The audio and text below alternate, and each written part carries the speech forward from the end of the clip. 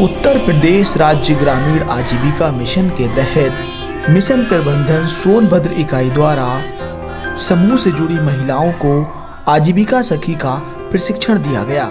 राष्ट्रीय ग्रामीण आजीविका मिशन के अंतर्गत हमारी ग्रामीण महिलाएं कृषि के क्षेत्र में जैविक खेती मुख्य तौर पर कर रही हैं। जैविक खेती वास्तव में केमिकल फर्टिलाइजर मुक्त कृषि है और इसमें केवल जैविक विधि और जैविक खादों का ही प्रयोग किया जाता है।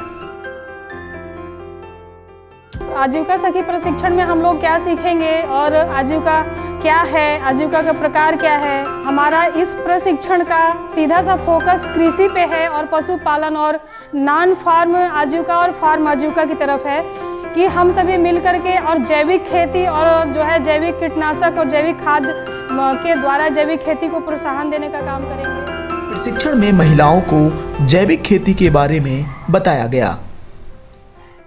तो हम सभी के आसपास जो भी साधन सुविधा है उसमें से ही हमको आजीविका तलाश करनी है। जैसे कि फार्म आजीविका में पशुपालन और कृषि कार्य को हम फार्म आजीविका में लेके चलते हैं और नॉन फार्म की तरफ जिन दीदियों के पास ज़मीन नहीं है, उनके पास ज़मीन या खेत की कमी है तो उनको नॉन फार्म आजीविका की तरफ जोड़ा जाता है।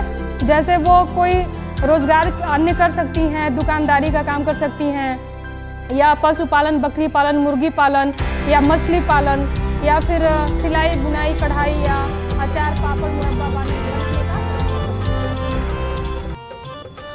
जैविक कृषि में महिलाओं को एक्सपोजर विजिट कराया जा रहा है। एक्सपोजर विजिट में किस तरह से जैविक रसायन बनाया जाता है, जैसे नीमास्त्र और ब्रह्मास्त्र हुए, ये सब हुए, इसका कैसे निर्माण किया जाता है उसके विषय में इनको बताया जाता है। इसके साथ ही साथ उनको पोषण वाटिका का निर्माण के विषय में भी बताया जाता है और जिससे कि उनका जो एक्सपोजर हो वह संतुलित हो और वे इस चीज़ को भली भांति जान सकें। महिलाओं को एक्सपोजर विजिट कराकर जैविक खेती के लिए प्रोत्साहित करते हुए पोषण वाटिका के बारे में बताया गया।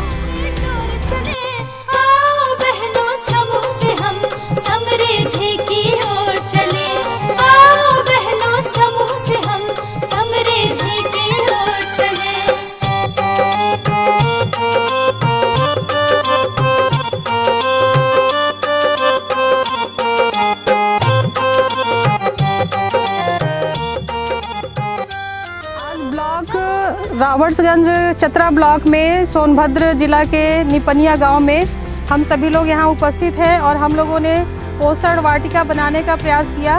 पोषण वाटिका का जो लाभ है वो इस तरह है, सभी दीदी लोग ध्यान से सुनेंगी कि पोषण वाटिका में हम जो है 30 फीट लंबा जगह लेते हैं और 30 फीट को बराबर भाग में बांट करके 15 फीट में, उसके बाद हम लोग इसमें 14 छोटे छोटे बेड बनाते हैं। 14 बेडों में अलग अलग प्रकार की सब्जियां लगाते हैं और हर दिन हमें एक नई सब्जी खाने को मिलती है जिससे कि पूरा पोषण हमारे परिवार को मिल पाता है।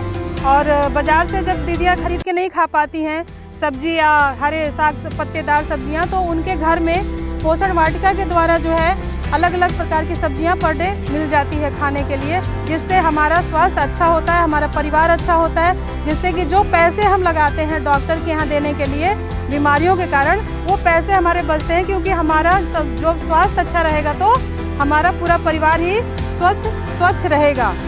तो इसलिए आज हम यहाँ पे पोषण वाटिका बना रहे हैं और जो है बना करके प्रैक्टिकल हमने किया, सीखा यहाँ पे बना के सभी दीदियों के साथ, और इसके बाद सभी गांव में अपने अपने गांव में जाएंगी और वहाँ पोषण वाटिका तैयार करेंगी। जय आजीविका, जय आजीविका, जय आजीविका।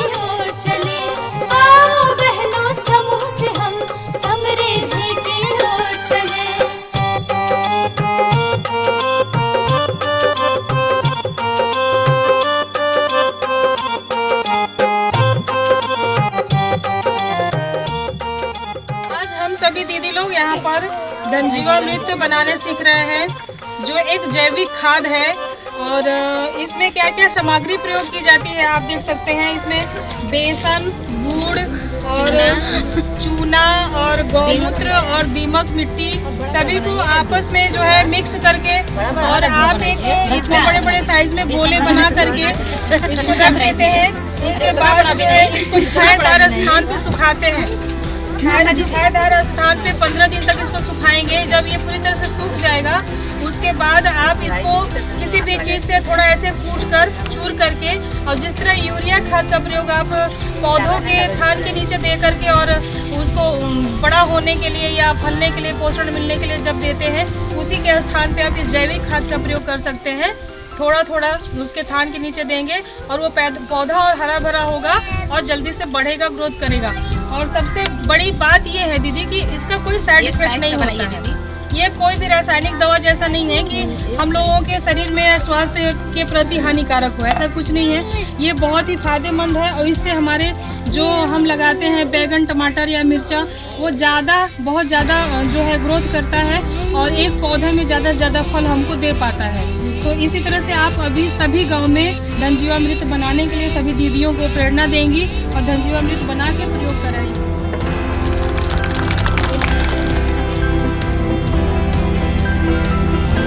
गांव में हम लोग अपनी अस्त्र बनाने के ये सीख रहे हैं, सभी दिख रहा है।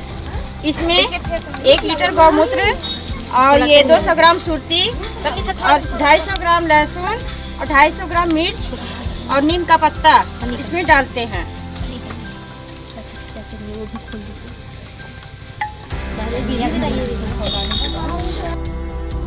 खौला देते हैं और फिर उसके बाद उतार करके आग पर से रख देंगे और ठंडा होने के बाद इसे फिर छान करके बोतल में भर करके रख देते हैं और फिर इसके बाद अपने खेतों में यूज करते हैं। 15 लीटर पानी और 1 लीटर दवा मिला करके खेतों में यूज किया जाता है।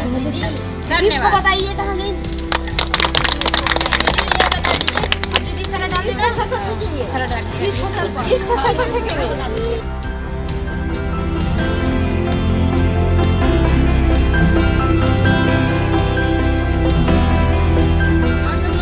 सीख रहे हैं दीदी ब्रह्मास्त्र बनाने की विधि, कैसे ब्रह्मास्त्र बनाया जाता है और उसमें कौन कौन सी सामग्री उसमें प्रयोग की जाती है। ठीक है, तो हम बारी बारी से आपको बता रहे हैं कि उसमें क्या पड़ता है। सबसे पहले तो हम लोग जो है एक घड़े में जो गौमूत्र को चूल्हा पे जला के रख लेंगे और जब गौमूत्र खौलने लगेगा उसके बाद बारी बारी से हम इन सभी सामग्रियों को, जो पत्ते हैं 1 2 3 4 5 6 प्रकार के पत्ते हैं, इसमें कौन कौन से पत्ते प्रयोग किए जाते हैं बता देती हूँ।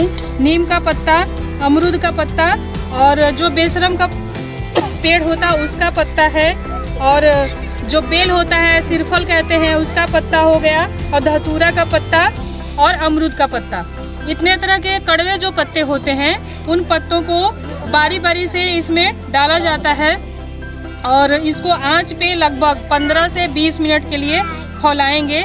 खौलाने के बाद आपको इसको रख लेना है। ठंडा होने के बाद छान कर डिब्बे में पैक करके रख लीजिए। उसके बाद इसको खेतों में प्रयोग कर सकते हैं। तो वो कौन से पौधों पे प्रयोग करेंगे इसके बारे में भी आप जान लीजिए। इसको जो है जैसे किसी पौधे में कीड़े लग रहे हैं या पत्ता छेदक रोग हो रहा है या जो है कीड़े की वजह से पत्ते सारे सूखने लग रहे हैं, जैसे माहो लग रहा है, लाही लग रही है, उस तरह के जो भी पत्ते होते हैं उस पे आप ये कीटनाशक दवा को छिड़काव कर सकती हैं। 15 लीटर पानी और 1 लीटर ब्रह्मास्त्र को मिक्स करके जो पंप मशीन आती है दवा छिड़काव करने वाला, उस मशीन में भर के आप पंप के सहारे पत्तों पे छिड़काव करेंगी। और इसकी मात्रा का हमेशा आप सभी ख्याल रखिएगा, क्योंकि अगर अधिक मात्रा में दवा होगा तो फसल जलने लगेगी या फसल खराब हो जाएगी। तो मात्रा पानी का 15 लीटर में लगभग 1 लीटर ही दवा पड़ेगा।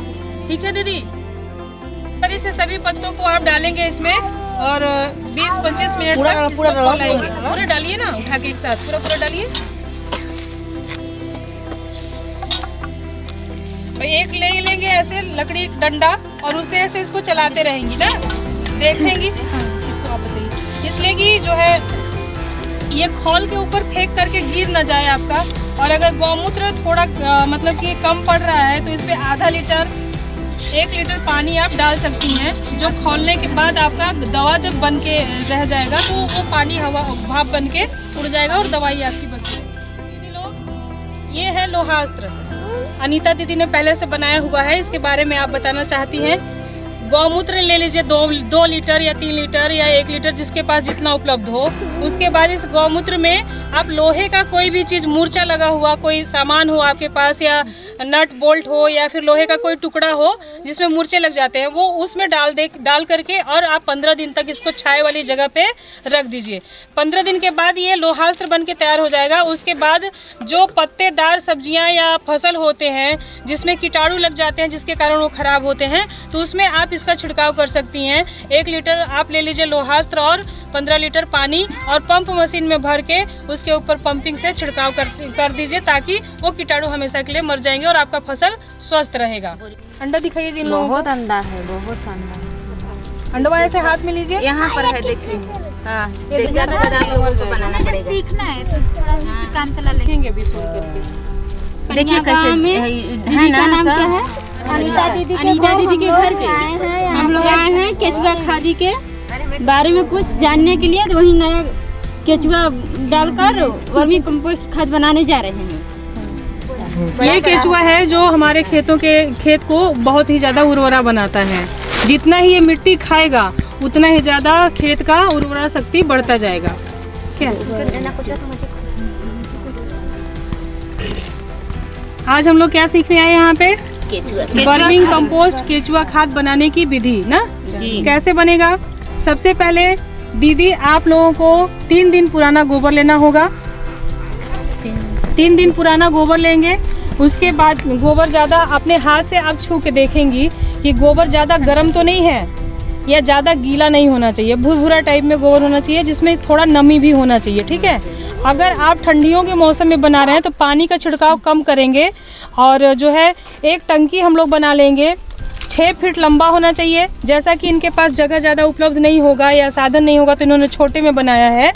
तो आप जब भी बनाएंगी तो आपको 6 फीट लंबाई और 3 फीट का या 2.5 फीट का चौड़ाई वाला, और जो है 3 फीट गहरा इसका जो टंकी होना चाहिए, ईंट का बनवा लेंगे। या आपके पास उपलब्ध नहीं है ईंट, तो आप इसमें प्लास्टिक नीचे बिछा करके और इसमें केचुआ खाद बना सकती हैं। बनाने की विधि क्या है? 3 दिन पुराना आप गोबर ले लीजिए। उसके बाद देख लीजिए कि वो बहुत ज़्यादा सूखा तो नहीं है या बहुत ज़्यादा गीला तो नहीं है। हाथ ऐसे डाल के आप देखेंगी, गोबर गर्म नहीं होना चाहिए। अगर गर्म गोबर है तो केचुआ मर जाता है। ठीक है। और उसके बाद इस तरह से बनाएंगे आप, क्या कहते हैं, टंकी में गोबर को, और गोबर रखेंगे और बीच में केचुआ को डाल देंगी और इसको दोनों तरफ से ढक देंगी। इसको डालिए। केचुआ को उसमें डालने के बाद यहाँ पे आप सीख रहे हैं बनाने के लिए, तो ये विधि मैं बता रही हूँ कि ऐसे केचुआ इसमें डाल दीजिए बीच से, और दोनों तरफ से गोबर से इसको ढक लीजिए।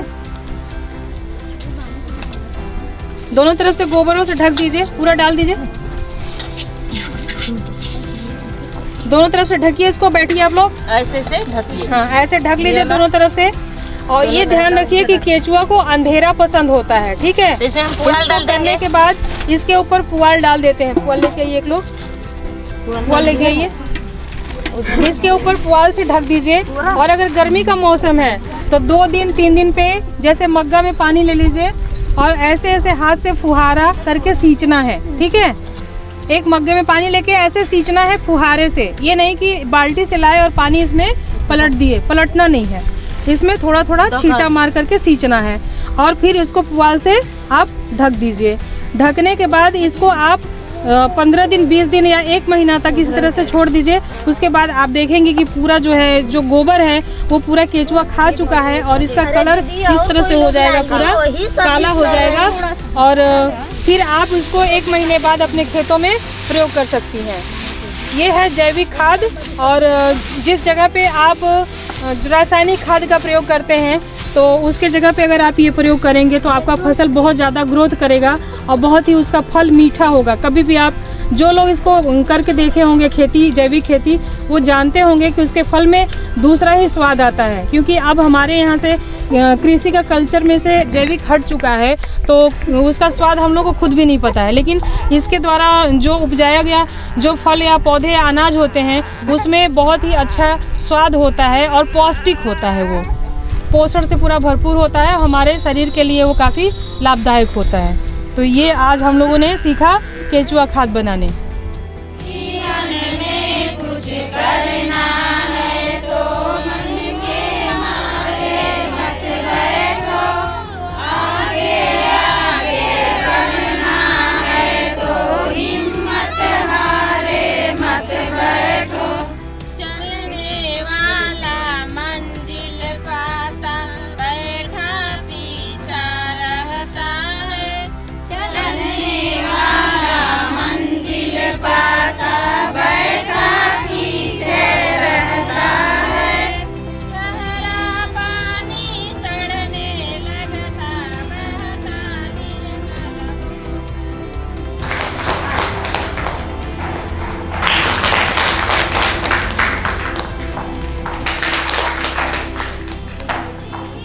सूर्यवंशी